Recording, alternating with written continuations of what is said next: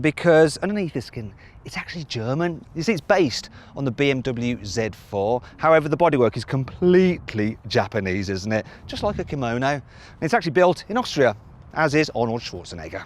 Now, the car starts from £53,000, but if you click on the pop-out banner, you can see how much you can save on a new car at CarWow.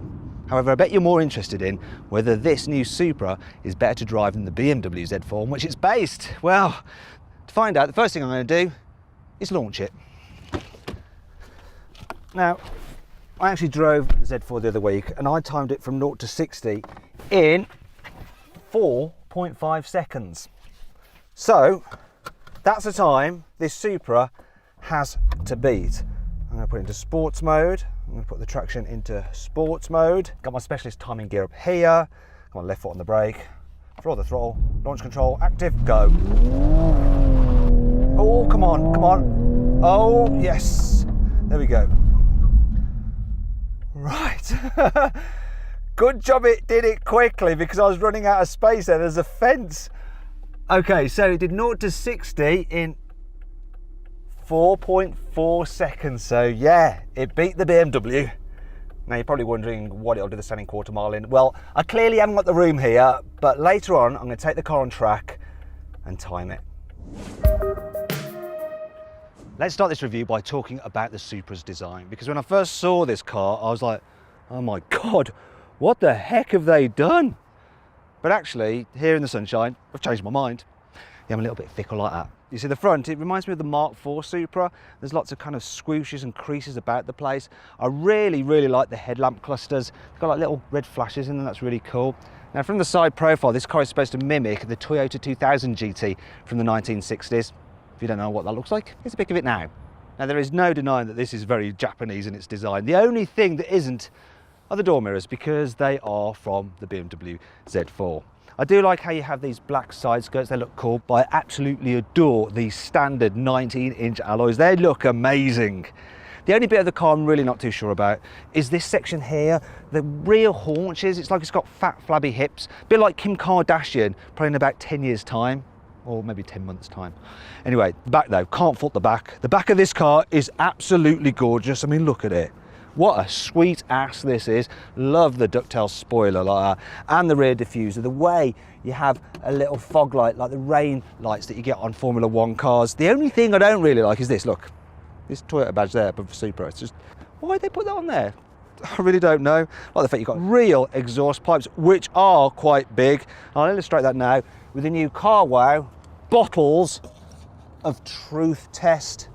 So yeah. See, they fit. Isn't that awesome? And so too is the exterior design, if you ask me. Now, it is pretty wild, whereas inside, it's a bit of a different story. This new Supra is all rather sensible, unlike me. Yeah, that was a bit stupid. Yeah, like I was saying, it's all quite calm and reserved. You can definitely feel a Germanic influence, especially because a lot of the buttons and stuff are from a BMW. So these buttons here for the radio, from a BMW, the climate control system from a BMW, this twiddly knob here and all the buttons here from a BMW, the steering wheel also from a BMW and all the switches on it, the gear shifter paddles, the stalks on the steering column, the door handles, switches here and here, BMW, and the light switches here, BMW. Yes. So that's good though, because normally with the Toyota, the insides are just bonkers. They have buttons all over the place just randomly. So that is good. And I do actually like the design. It's nice and simple, very clean, not bad at all. The quality is pretty good in here as well. That's another BMW influence. So lots of squidgy materials here. Here we've got a stitched dash. I like the fact that all the lower down panels as well, they're padded, and not to make the car feel posh. They're padded because you might end up banging your knees off them when you're actually going around corners really, really quickly. That's a really cool feature that they've done that.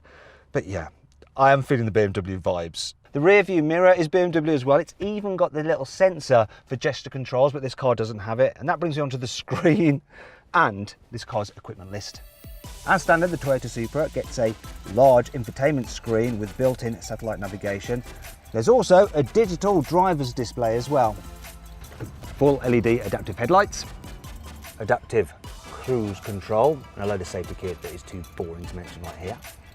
A 10-speaker sound system with Boy Racer pleasing grille covers. A reversing camera, Alcantara sport seats with electric operation. Plus an active rear differential and adaptive suspension. If you pay an extra £1,300, you can upgrade to the Supra Pro, which is what this red car is. You then get full leather seats, an upgraded JBL stereo with 2 extra speakers, wireless charging for your mobile phone, and the most useful addition of all, a heads-up display which can show things like the speed limit, your speed, and navigation directions, and I think it's really useful if you're going to be using this car as a daily driver. Finally, there's this A90 edition, which is an extra £3,000, and you get matte grey paint, black alloy wheels, and a red leather interior, which is rather nice. Unfortunately, this is a limited edition and they're all sold out for now. I was given a choice of which car to review, either the red one or the yellow one, and I wasn't sure, so I went onto my Instagram account at Matt Watson Cars and did a story with a poll, and it was close, but you guys chose the red one. So I'll continue the review with this car here. Anyway, let's continue the review by talking about this infotainment system. So this is one time where I cannot say it's not as good as BMW's iDrive, because as you can see, it is in fact BMW's iDrive. It's BMW's old iDrive, but it's still very, very good. Nice screen, very easy to use. You can use it as a touchscreen or the swivel wheel with the shortcut buttons. Plotting a route into the sat-nav is super easy. You can do it using the wheel, or once again, using the buttons on the screen. And it calculates routes nice and fast, dead easy to input a waypoint as well, and you've got traffic alerts to send you around the jams. All very good. The only problem is that while it has Apple CarPlay, just like a BMW, it doesn't have Android Auto, so yeah, no good for me and my Samsung. Another thing that I do like about it is the fact you get a sort of version of BMW's digital driver's display, though I prefer the layout of this Toyota one. So you've got the central rev counter, the speed off to the left, and then the satellite navigation functions all to the right. It's good. Good infotainment system. In terms of the seating position, it's lovely actually. Steering wheel is really centrally mounted as well. The seats feel a little bit on the high side. I'd like to go a bit lower, even though you are actually sitting quite low. Part of the reason for that is that this roof is quite low, so you feel like you need to be a bit lower still. But it's all right. If you're tall, you may struggle. Yeah, if you're really tall, that is. Other areas of practicality are only okay. So the glove box is pretty much filled with the manual and some high-vis vests. Got a little storage area here. A couple of cup holders here, but they won't fit my big bottle. The door bins as well, they're tiny. Not going to fit anything in those, but I have a solution. You see here, there is a fire extinguisher, but I'll just remove that because this is a Toyota. It's not going to burst into flames, and I can hold my big bottle in there. Perfect. I think I will just keep the fire extinguisher in the car though, because all the mechanicals are BMW. Anyway, let's move on to the boot. So the capacity is 290 litres, which is about the same as an Audi TT RS, which is also about the same as a Ford Fiesta, but the shape is obviously different than the Fiestas. Now there's a bit of a load lip to lift stuff over, but you can fit quite a bit of luggage in there if you need to. More importantly though, the shape of it means that you can carry 2 spare tyres, which is obviously really important if you're doing track days. Also, there are a few bits of practicality here. So tie-down hooks there, some nettage there. There's a 12-volt socket for your tyre inflator, and an elastic strap where I could have actually put the water bottle and instead of using the fire extinguisher holder. Also, there's even ISOFIX on the front passenger seat, so you could take a baby in this car if you wanted to. So as far as I'm concerned, for a sports car, it's practical enough for me. Now then, it's time for the CarWow 5 annoying things about this car. There are so many fake vents on this car that the CarWow stick of truth is going to have a field day. So, fake, fake, fake, and fake. There's no release for the boot right here where you need it at the boot. You can only open it using the key or by pressing a button inside the cabin. You can't move the sun visor to the side, which is really annoying if you've got low sun coming through that window because you end up blinded. Ow. Refitting the low cover is a bit of a puzzle because it just doesn't seem to fit in any way, shape or form.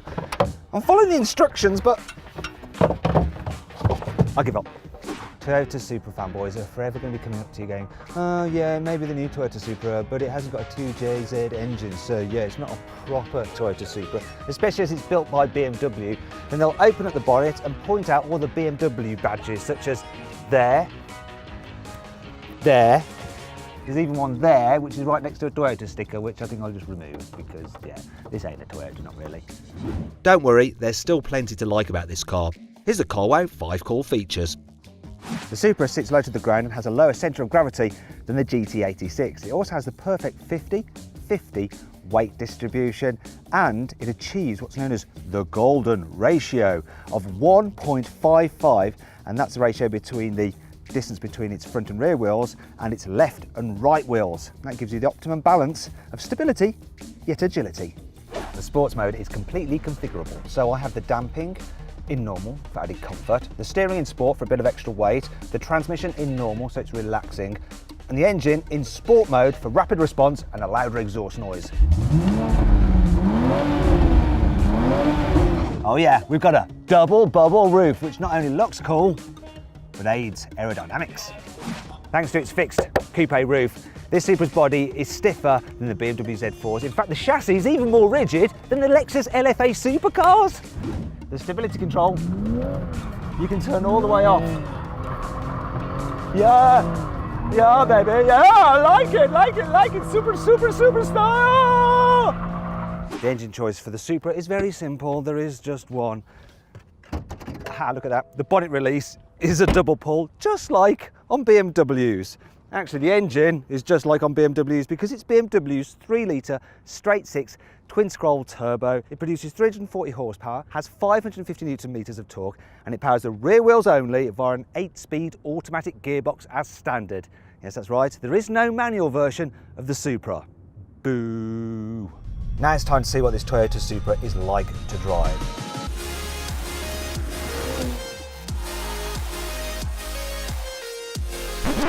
I'm going to start in town. I know you're probably thinking, just take it on track. Well, that'll come later, all right? You need to know what it's going to be like to live with every day. So actually it's really good. The automatic gearbox is nice and smooth. You don't really notice it changing gears when you have it in normal mode. The suspension in normal mode is pretty decent over bumps. There's a speed hump, no trouble at all. It'll cope with potholes as well. Very, very comfortable for a sports car. I'm quite impressed by that. Also the brakes, they're not grabby. I thought they might be on a sporty car like this, but they're not. So that's helpful. As for the manoeuvrability, well, I'm going to park it now. So the steering is super light, so it's very easy to manoeuvre this car. It's got quite a tight turning circle as well for a sporty car. So you're not going to get stuck at mini roundabouts and stuff. The visibility isn't so good, but the wing mirror does that thing that BMW wing mirrors do, surprise, surprise, where they angle down when you're reversing. You are going to be relying on the parking sensors and the camera to get the car into space, but it is actually super, super easy. I mean, look at that. 2 moves, not sticking out too far. That, ladies and gentlemen, is a result. Anyway, let's get out of town. Drive this thing a little bit faster. This new Supra is actually pretty good on the motorway as well. So I'm just cruising along at 90 kilometers an hour. And it's reasonably relaxing. The seats are supportive but not too firm. There's not much wind noise at all. Get a little bit of tyre noise, but that's about it. It seems quieter slightly than the BMW Z4 because obviously that's got a fabric roof. But what happens if you need to overtake? So like I said, I'm doing 90. The gearbox is in normal mode and in 8th gear. I'm just going to floor it. And already I'm at that Vectrus chuff. Look at that, I think I gave him a bit of a shock. He wants to get the heck out of the way. This thing pulls, it really pulls. Oh, that's illegal. Back off now. Yes, good performance and good response from the gearbox, even just in normal drive. What really matters is how this new Supra drives on a twisty road, and I've found one, so I'm going to put the car into sports mode, so everything is in maximum attack. The first thing I notice is the gearbox. So now it's keen to hold on to gears and will rev out. Also, when it changes gears, you get like a thump in the back, which I'm sure that has just been added in for effect, and I like the effect. And as for the chassis balance, it's really good. So it's quite a predictable, easy car to drive fast. I think Toyota's engineers have done a good job with this car because it's a really well-rounded sports car. Yeah, I know, all the hardware is BMW, but who cares what Supra fanboys say? You know, yes, so what? Most of it's BMW, but why not just think of it as a Z4 M Coupe? There's absolutely nothing wrong with that. Anyway, there's one last place we need to try this car out. So here we are on Jarama Racing Circuit in Madrid. How this car handles on track is massively important, and right away we can just get it on the lock stops.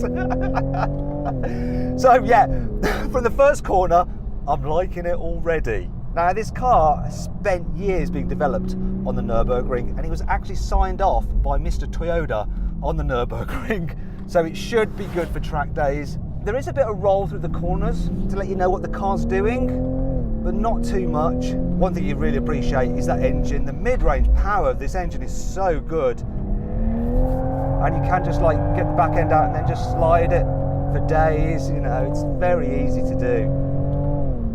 Another thing worth mentioning are the brakes. The brakes do a great job of just... Oh!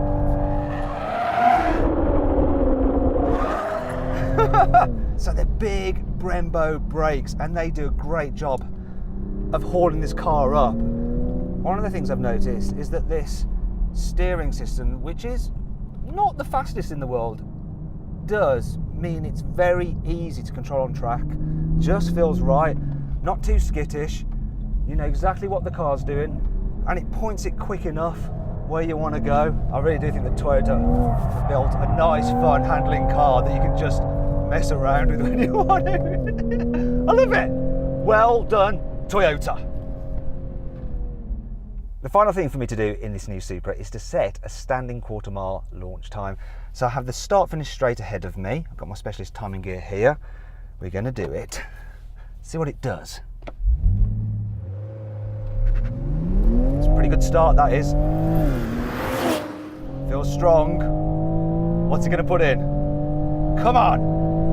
Give me a good time. Is it there? There we go. Oh. So, this car did the standing quarter mile in 12.5 seconds. Now let's just check out the 0 to 60. So it did 0 to 60 in 4 seconds dead. And that means that a red Supra is faster than a yellow Supra. That obviously has nothing to do with the improved traction of a racing circuit. No, not at all. Make sure you pick the right colour then.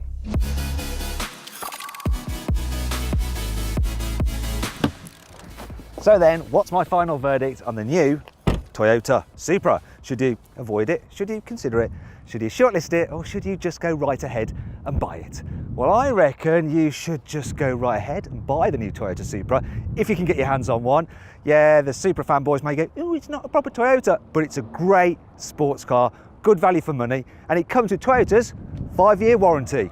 Winner. Do you agree with my verdict? Let me know in the comments section. Also, please subscribe to this channel for more videos, and if you